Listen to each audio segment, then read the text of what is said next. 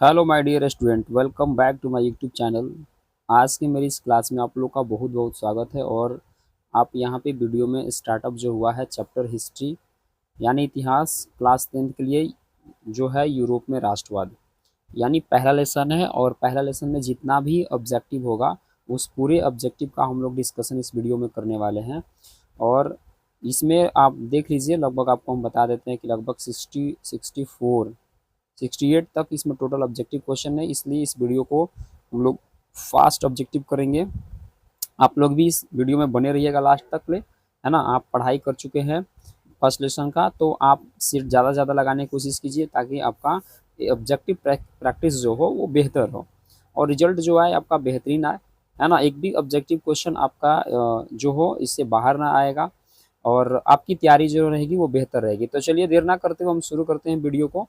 आप एंड तक वीडियो को जरूर देखते रहिएगा, आपका तैयारी आपके रिजल्ट को बेहतर बनाएगी। पहला क्वेश्चन है, सेडान के युद्ध में किसकी पराजय हुई थी। पहला क्वेश्चन हम लोग के पास है, सेडान के युद्ध में किसकी पराजय हुई थी। फ्रांस, जर्मनी, ऑस्ट्रिया और प्रशा। सेडान के युद्ध में कौन हार गया था, तो आपको पता होना चाहिए कि फ्रांस की इसमें हार हुई थी। अगला प्रश्न हम लोग देखते हैं, करा निम्नलिखित में से आपने प्रश्न संख्या 2 को देखिए। निम्न निम्न में से किसने अपने देश में अनिवार्य सैन्य सेवा लागू की थी। ये भी 2025 में देख लीजिए पूछा हुआ है। तो कौन किया था, मेजनी, मेटरनिक, बिस्मार्क या लेनिन, किसने किया था। इसका सही आंसर हो जाएगा बिस्मार्क। ठीक है, अगला क्वेश्चन की तरफ हम लोग बढ़ेंगे। 3 नंबर क्वेश्चन आपके स्क्रीन पर। फ्रांस में फ्रांस में किस शासक वंश की पुनर्स्थापना वियना कांग्रेस के द्वारा की गई थी। ये भी देखिए 2025 का ये है पूछा हुआ। हैप्सबर्ग, रोमानोव, स्लाव, क्या मतलब बुर्बो वंश। इसका सही आंसर क्या होगा। ठीक है, तो 3 नंबर प्रश्न का जो सही आंसर हो जाएगा वो हो जाएगा बुर्बो वंश। फ्रांस के किस शासक वंश की पुनर्स्थापना वियना कांग्रेस के द्वारा की गई थी, तो बुर्बो वंश के द्वारा। प्रश्न संख्या हमारे पास 4 है, निम्नलिखित में से कौन जर्मन चांसलर था। Mazzini, Hegel, Bismarck, Victor Emmanuel. Mazzini, Hegel, Bismarck, Victor Emmanuel, निम्नलिखित में से कौन जर्मन का चांसलर था। जर्मनी के चांसलर के रूप में कौन था। ठीक है, इसका आंसर हो जाएगा बिस्मार्क। कौन होगा, बिस्मार्क। अगला प्रश्न हम लोग चलते हैं। अगला प्रश्न हम लोग के पास यहाँ पे है कि 5 नंबर 1954 का जनेवा समझौता के क्रियान्वयन की देखभाल हेतु गठित त्रिसदस्यीय अंतर्राष्ट्रीय निगरानी आयोग का सदस्य निम्न में से कौन नहीं था। ये भी देखिए 2025 का क्वेश्चन पूछा हुआ है। भारत, कनाडा, पोलैंड, फ्रांस, बताना है इसका सही आंसर क्या होगा। क्वेश्चन नंबर है आपका 5, इसका सही आंसर हो जाएगा फ्रांस। फ्रांस जो था त्रिसदस्यीय अंतर्राष्ट्रीय निगरानी आयोग का सदस्य नहीं था। ओके, अगला प्रश्न हम लोग के पास 6 नंबर है, ग्रेगोरियन कैलेंडर जूलियन कैलेंडर से कितने दिन आगे चलता है। देखिए ये भी 2025 का प्रश्न पूछा हुआ है। तो हम लोग यहाँ पे देखेंगे 10 दिन या 12 दिन, 13 दिन या 15 दिन, तो इस सही आंसर होगा 13 दिन। ठीक है, 7 नंबर प्रश्न है, यहाँ पे देखिएगा 1853 से 54 की क्रीमिया युद्ध में काबूल ने किस देश की ओर युद्ध में सम्मिलित होने की घोषणा की थी। फ्रांस, ऑस्ट्रिया, जर्मनी या पोलैंड। 7 नंबर प्रश्न आपके पास है, बताना है। ऑप्शन है आपका फ्रांस, ऑस्ट्रिया, जर्मनी और पोलैंड में फ्रांस। ठीक है, किस ओर से युद्ध में सम्मिलित होने की घोषणा की थी, फ्रांस की ओर से। अगला प्रश्न आपके स्क्रीन पे है 8 नंबर। फास्ट हम लोग वीडियोस को करेंगे क्योंकि हम लोग के पास ऑब्जेक्टिव क्वेश्चन बहुत ज्यादा है। निम्न में से किसके योगदान से इटली का एकीकरण पूर्ण हुआ। Mazzini, Count Cavour, Victor Emmanuel, इनमें से सभी। 8 नंबर प्रश्न है और इसका आंसर हो जाएगा इनमें से सभी। इटली का एकीकरण पूर्ण हुआ इन सबके योगदान से हुआ था। 9 नंबर प्रश्न हम लोग के पास यहाँ पे है भैया, यहाँ पे देखना है। ठीक है, हीगेल किस देश का दार्शनिक था। हीगेल जो था किस देश का था। और वीवीआई प्रश्न है, देखिए ये भी 2023 में पूछा हुआ है। France, Italy, Germany, Austria. France, Italy, Germany, Austria. 9 number प्रश्न है, इसका सही आंसर क्या हो जाएगा, जर्मनी हो जाएगा। 10 नंबर प्रश्न आपके पास स्क्रीन पे है, काउंट काबूर को विक्टर इमानुअल ने किस पद पर नियुक्त किया था। सेनापति, फ्रांस का में राजदूत या प्रधानमंत्री या गृह मंत्री। 10 नंबर आपके पास प्रश्न और इसका जवाब बताना है क्या होगा। तो प्रधानमंत्री के पद पर नियुक्त किया था, इसका सही आंसर हो जाएगा। 11 नंबर प्रश्न हमारे पास है, फ्रांस में किस शासन वंश की पुनर्स्थापना वियना कांग्रेस के द्वारा की गई थी। ठीक है, इसका बताना है क्या आंसर होगा।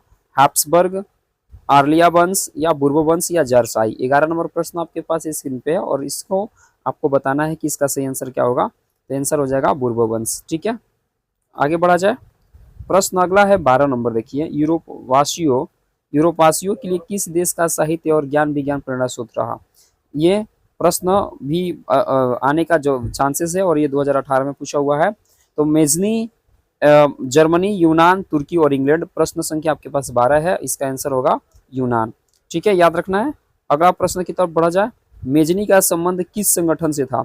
लाल सेना से था, या कार्बोनरी से था, या फिलिप हिटारिया से था, या डायट से था।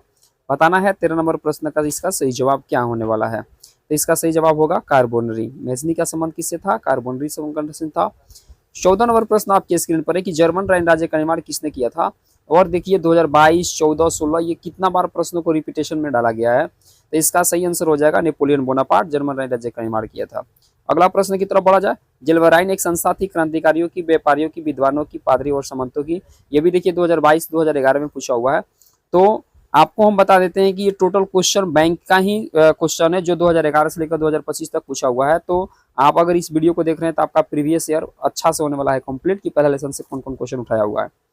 ठीक है, तो 15 नंबर आपके पास यहाँ पे प्रश्न था, और इसका सही आंसर होने वाला है व्यापारियों की। जेल्वराइन किसकी संस्था थी, व्यापारियों की थी। रॉक टाउन लॉ की नीति का अवलंबन किसने किया था। देख लीजिए, ये भी 3 टाइम्स इसको ही पूछा हुआ और पूछने की चांसेस है 2026 में। ऑप्शन है मेजनी, हिटलर, बिस्मार्क और William first. Rock town law की नीति का अवलंबन किसने किया था। ठीक है, इसका आंसर हो जाएगा बिस्मार्क। ठीक है, हिटलर नहीं होगा, इसका सही आंसर हो जाएगा बिस्मार्क। ठीक है, अगला प्रश्न की तरफ बढ़ा जाए। प्रश्न है ओटो को निम्नलिखित में से कहाँ का राजा घोषित किया गया था। रूस का, यूनान का, फ्रांस का, या जर्मनी का। ये बताना है। आपके पास 17 नंबर प्रश्न है, इसका आंसर हो जाएगा यूनान। आगे की तरफ हम लोग बढ़ेंगे। ठीक है, अगला प्रश्न है यूनान को एक स्वतंत्र राष्ट्र घोषित कब किया गया था। यूनान को एक स्वतंत्र राष्ट्र घोषित कब किया गया था। 1832 इसका सही आंसर हो जाएगा। क्या हो जाएगा, 1832। ठीक है, 1830, 32, 36 में याद रखना है। ये देखिए, ये सप्लीमेंट्री में पूछा हुआ प्रश्न है 2018 का। अगला आप 19 नंबर प्रश्न की ओर चलिए। फ्रांस की किस संस्था ने लुई 16वां और उसके रानी को फांसी की सजा दी थी। स्टेट जनरल ने, नेशनल असेंबली ने, कन्वेंशन ने, या डायरेक्टरी ने। 19 नंबर प्रश्न का सही जवाब क्या होगा, कन्वेंशन, है ना। कन्वेंशन ने, इसके तहत इनको क्या दिया गया था, फांसी की सजा दी गई थी। अगला प्रश्न 20 नंबर हमारे पास है। जुलाई 1830 की क्रांति के बाद फ्रांस में किस प्रकार का शासन स्थापित हुआ। देखिए, ये 2021 का प्रश्न पूछा हुआ है। संघीय शासन व्यवस्था, या संवैधानिक राजतंत्र, या निरंकुश राजतंत्र, या गणराज्य। बताना है। 20 नंबर जो आपके पास प्रश्न है, इसका सही आंसर क्या हो जाएगा, संवैधानिक राजतंत्र। आगे अगला प्रश्न की तरफ हम लोग बढ़ेंगे, फटाक आगे की तरफ बढ़ेंगे, टाइम नहीं। तो 21 नंबर प्रश्न पे हम लोग जस्ट बात करने वाले थे कि किस संधि के द्वारा स्वतंत्र यूनान राष्ट्र को घोषित किया गया था। ये एड्रियन अपोलो की संधि के द्वारा।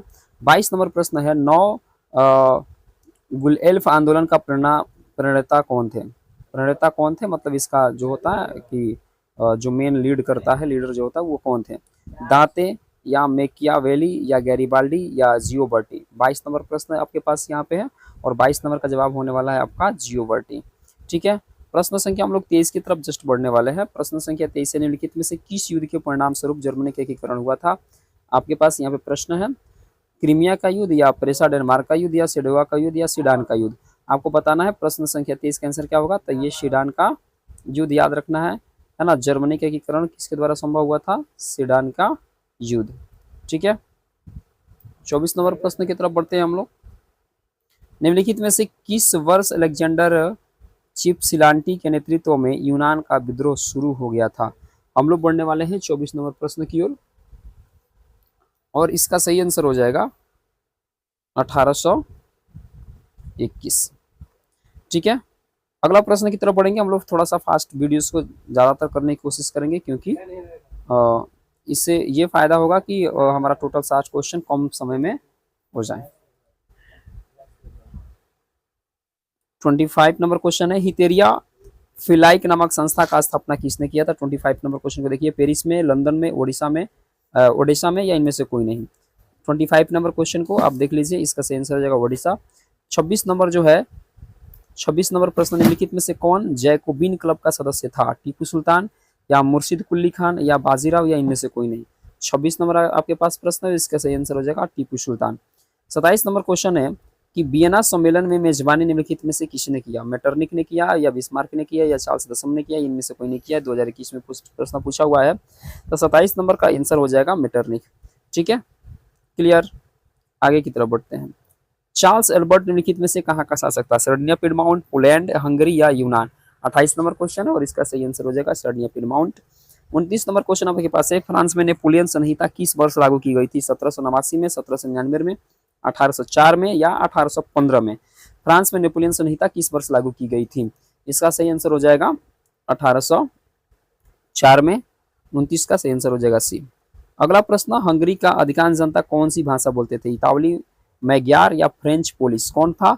30 नंबर प्रश्न का आंसर क्या होगा? मैग्यार। ठीक है।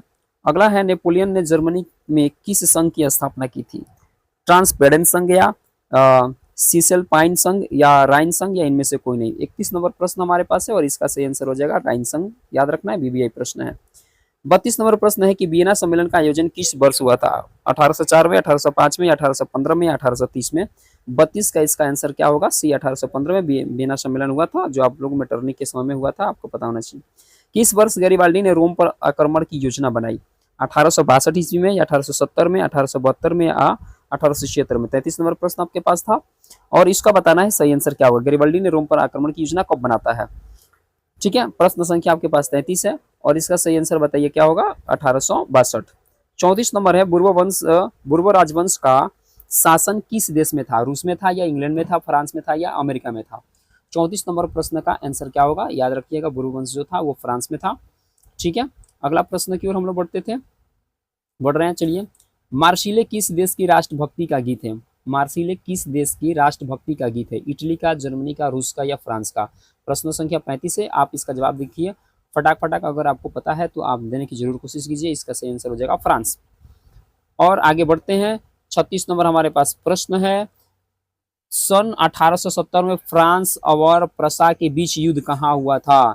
1870 में बताना है फ्रांस और प्रसा के बीच युद्ध कहाँ हुआ था? शीडान, सेडोवा, साइडाइन या फ्रैंकफर्ट? 36 नंबर आपके पास क्वेश्चन है, इसका सही आंसर हो जाएगा फ्रैंकफर्ट। ठीक है, 36 नंबर प्रश्न, सॉरी, इसका हो जाएगा सीडान। क्या होगा? 36 नंबर का सीडान होगा, फ्रैंकफर्ट नहीं होगा, सीडान होगा, सॉरी। ठीक है, प्रश्न संख्या 37 की ओर बढ़ते हैं। राष्ट्रवाद की अवधारणा का जन्म किस घटना से माना जाता है? राष्ट्रवाद की अवधारणा का जन्म किस घटना से माना जाता है? पुनर्जागरण, धर्म सुधार आंदोलन, फ्रांस की क्रांति या गौरवपूर्ण क्रांति? 37 नंबर आपके पास क्वेश्चन, इसका सही आंसर हो जाएगा फ्रांस की क्रांति। 38 नंबर है, मेटरनिक कौन था? कौन था भाई? रूस का जार था या ऑस्ट्रिया का चांसलर था या फ्रांस का सम्राट था या प्रसा का चांसलर था? सही आंसर हो जाएगा ऑस्ट्रिया का चांसलर था। ठीक है, प्रश्न संख्या 39 की तरफ हम आ गए। यंग इटली की स्थापना किसने की थी? प्रश्न पूछा हुआ है और ऐसे भी प्रश्न ये बीबीआई है। काउंट काबूर ने या मेजनी ने या बिस्मार्क ने या गैरिबाल्डी ने? 39 नंबर आपके पास प्रश्न है और इसका सही आंसर हो जाएगा मेजनी। यंग यूरोप की स्थापना कब हुई थी? 1928 में या 1929 में या 1930 में या 1935 में? प्रश्न संख्या 40 है, इसका सही आंसर हो जाएगा 1928। सेडोवा का युद्ध में किसका हार हुआ था, यानी किसका पराजय हुआ था? 41 नंबर क्वेश्चन आपके पास है और आपको बताना है इसका सही आंसर क्या हो जाएगा? ऑस्ट्रिया हो जाएगा। ठीक है, अगला प्रश्न है, लाल कुर्ती का गठन किसने किया था? अभी तक आप मेरे चैनल पे यदि नए हैं तो आप जरूर इसको सब्सक्राइब कर लें, क्योंकि चैप्टर वाइज और विथ क्वेश्चन बैंक के साथ आपके पास ये वीडियो जाएगा, आपको बहुत फायदा करने वाला है। ठीक है, लाल कुर्ती का गठन किसने किया था? बिस्मार्क ने, गैरिबाल्डी ने, मेजनी ने या काबूर ने? क्वेश्चन नंबर है हम लोग का 42 और इसका सही आंसर हो जाएगा गैरिबाल्डी। ठीक है, अगला प्रश्न है, यूरोपीय सभ्यता का पालना किसे कहा जाता है? ये प्रश्न बीबीआई है, ये आपको हमेशा कहीं ना कहीं काम में आता रहता है, पूछा जाता है। तो जर्मनी को, यूनान को, इटली को, ब्रिटेन को? किसको यूरोपीय सभ्यता का पालना? यूनान को कहते हैं। वर्साय की संधि कब हुई थी? 44 नंबर हमारे पास क्वेश्चन है ना। तो 1915, 1916, 1919 और 1920। तो 44 नंबर क्वेश्चन है और इसका सही आंसर हो जाएगा 1919। ठीक है, 44 का सी आंसर हो जाएगा। अगला प्रश्न हम 45 पे चलते हैं। ठीक है, 45 नंबर क्वेश्चन है कि मेटरनिक क्या था? मेटरनिक क्या था? ठीक है, तो मेटरनिक तानाशाह था या प्रजातांत्रिक था या प्रतिक्रियावादी था या घोर सामंतवादी था? तो आंसर हो जाएगा प्रतिक्रियावादी था। मेटरनिक का पतन कब होता है? 1845 में या 1847 में या 1848 में या 1849 में? आपको बताना है 46 नंबर क्वेश्चन का जवाब क्या होगा। 1848 में मेटरनी का पतन हुआ था। बिस्मार्क क्या था, संगीतज्ञ था या नाटककार था या कवि था या कूटनीतिज्ञ था। बिस्मार्क कौन था भाई, बताना है। संगीतज्ञ, नाटककार, कवि, कूटनीतिज्ञ। इसका सही आंसर क्या होगा। 47 नंबर आपके पास क्वेश्चन है, इसका सही आंसर क्या होगा, कूटनीतिज्ञ था। इटली के एकीकरण का तलवार कौन था, ये 48 नंबर क्वेश्चन है। बिस्मार्क, कोशुथ, गैरिबल्डी, नेपोलियन, कौन था भैया बताइए। 48 नंबर का क्वेश्चन आपके पास है और इसका सही आंसर हो जाएगा गैरिबल्डी। 49 नंबर क्वेश्चन है, इटली और जर्मनी के एकीकरण के विरुद्ध कौन देश था। रूस, ऑस्ट्रिया, प्रसा, इंग्लैंड। 49 नंबर क्वेश्चन आपके पास है और इसका सही आंसर हो जाएगा ऑस्ट्रिया। 49 का बी आंसर हो जाएगा। हम लोग 50 सेंचुरी हाफ सेंचुरी करने वाले हैं क्वेश्चन, ठीक है। हनोई समझौता कब हुआ था, 1944, 1945, 1946 और 1947 में। प्रश्न संख्या 50 है, आप इसका जवाब दीजिए। इसका आंसर हो जाएगा 1946 में। हनोई समझौता कब हुआ था, 1946 में हुआ था। अगला प्रश्न भैया आपके पास है, यंग यूरोप का संस्थापक कौन था। मेजनी, गैरिबल्डी, विक्टर इमैनुअल या मुसोलिनी। 51 नंबर क्वेश्चन है और इसका जवाब हो जाएगा मेजनी। यूरोप का मरीज किसे कहा जाता है, तुर्की को, मिस्र को, यूनान को, पोलैंड को। 52 नंबर क्वेश्चन है और ये भी पूछा हुआ प्रश्न आपका है, ठीक है। तो यूरोप का मरीज किसे कहा जाता है, 52 नंबर क्वेश्चन को आप देखिए और फटाक देकर बताइए। तुर्की को कहा जाता है, ये फेमस क्वेश्चन है। हंगरी में आंदोलन का नेतृत्व किसने किया था। हंगरी में आंदोलन का नेतृत्व किसने किया था, नेपोलियन, कोशुत, मेटरनी, गैरिबल्डी। 53 नंबर प्रश्न है आपके पास, आप बताइएगा इसका सही आंसर क्या हो जाएगा, हंगरी में कोशुत, ठीक है। 53 का आंसर हो जाएगा बी, कोशुत। वियना कांग्रेस की अध्यक्षता किसने की थी, 2021 का प्रश्न पूछा हुआ है। गैरिबल्डी, काउंट काबूर, विलियम फर्स्ट या मेटरनिक। वियना कांग्रेस की अध्यक्षता। 54 नंबर क्वेश्चन आपके पास है और इसका सही आंसर हो जाएगा मेटरनिक, क्योंकि ये कई बार क्वेश्चन को रिपीटेशन में डाला गया है अभी। वियना कांग्रेस में कौन राष्ट्र सम्मिलित नहीं था, ब्रिटेन, रूस, फ्रांस, जर्मनी। इसमें से बताना है 55 नंबर जो हमारे पास प्रश्न से बताना है कि कौन नहीं था, है ना। तो 55 का आंसर क्या होगा बताइए। 55 का आंसर हो जाएगा सी, ये जो था वियना कांग्रेस में सम्मिलित नहीं था। 56 नंबर क्वेश्चन है, इटली के एकीकरण में निम्नलिखित में से किसने योगदान दिया था। भाई ये क्वेश्चन फिर से रिपीट हो गया। मेजनी, गैरिबल्डी, काउंट काबूर, इनमें से सभी 2022 का प्रश्न है। आपको बताना है 56 नंबर क्वेश्चन का जवाब क्या होगा। इटली के एकीकरण में किसने योगदान दिया था, तो ये सभी लोगों ने योगदान दिया था। 57 नंबर क्वेश्चन है कि जिनेवा संधि कब हुई थी। जिनेवा संधि कब हुई थी, इसका सही आंसर हो जाएगा 1954 में हुआ था। चलिए अगला प्रश्न की तरफ बढ़ते हैं।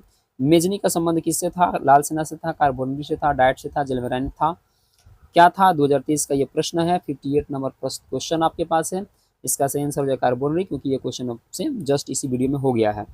59 नंबर क्वेश्चन है कि राष्ट्रीय आंदोलन का केंद्र जेना विश्वविद्यालय कहाँ स्थित है। 59 नंबर क्वेश्चन है, इटली, जर्मनी, रूस, ग्रेट ब्रिटेन क्या। 2023 का ये भी प्रश्न पूछा हुआ है, आपको बताना है 59 का आंसर क्या होगा, जर्मनी होगा। कोसुत का संबंध किस देश से, देखिए क्वेश्चन को उलाट कर पूछ दिया है और ये 2023 का है। ऑस्ट्रिया, यूनान, पोलैंड, हंगरी, कहाँ से होने वाला है भैया जल्दी बताइए। क्वेश्चन देखिए पलट के पूछा हुआ है, हंगरी, क्योंकि अभी जस्ट हम लोग ऊपर की तरफ का क्वेश्चन पढ़े हुए थे। 61 नंबर प्रश्न है। 60 क्वेश्चन को हम लोग किए हैं कंप्लीट, आप अपने लिए ताली बजा सकते हैं। 61 नंबर है क्वेश्चन, निम्नलिखित में से किस सम्मेलन में जर्मनी की क्षतिपूर्ति राशि को कम कर दिया गया। किस सम्मेलन में, क्वाटो सम्मेलन या वियना सम्मेलन या रियो डी जेनेरो सम्मेलन या लॉसने सम्मेलन। 61 नंबर क्वेश्चन आपके पास है, इसका आंसर हो जाएगा क्वाटो सम्मेलन। 62 नंबर क्वेश्चन है, लुई फिलिप किस देश का शासक था, जर्मनी, फ्रांस, ऑस्ट्रिया और इटली। 62 नंबर क्वेश्चन देख लीजिए, इसका सही आंसर हो जाएगा फ्रांस। कौन, फ्रांस। लुई फिलिप कहाँ का शासक था, फ्रांस का था। अगला देखिए, निम्नलिखित में से कौन मित्र राष्ट्रों के गुट में शामिल नहीं था, है ना। ब्रिटेन, जर्मनी, फ्रांस, रूस, निम्नलिखित में से बताना है कि मित्र राष्ट्रों में शामिल कौन नहीं था। 63 नंबर क्वेश्चन आपके पास है और इसका सही आंसर हो जाएगा जर्मनी। 64 नंबर आपके पास क्वेश्चन है, यूरोपियन सभ्यता का पालना, यूरोपियन सभ्यता का पालना किसे कहा जाता है। ये क्वेश्चन फिर से हो गया रिपीट है, ये देखिए 2024 में पूछा हुआ प्रश्न सब है ना। यूनान, पुर्तगाल, इंग्लैंड या पोलैंड। 64 नंबर क्वेश्चन का आंसर हम लोग यूनान होगा, क्योंकि अभी ये जस्ट क्वेश्चन हम लोग इस वीडियो में कर चुके हैं और आपको हम बता रहे हैं कि ये टोटल आप लोगों ने 64 क्वेश्चन को मात्र 20 मिनट के अंदर आप लोगों ने लगाया। इतना क्वेश्चन अगर फर्स्ट लेसन से आप लोग को रिपीटेशन रहता है, याद रहता है, तो गारंटी के साथ बोल रहे हैं कि इससे आया हुआ क्वेश्चन आप एक भी एग्जाम में छोड़कर नहीं आएगा। और इस तरह से चैप्टर वाइज ऑब्जेक्टिव पाने के लिए इस चैनल को कीजिए सब्सक्राइब, ताकि आपके पास पहले पहुंच जाए। और फिर हम आपको बताते हैं कि आपको लाइव वीडियो मिलने वाला है इस तरह के ऑब्जेक्टिव में, और आप लाइव में आसानी से पढ़ सकते हैं। मिलेंगे अगले वीडियो में, तब तक के लिए धन्यवाद।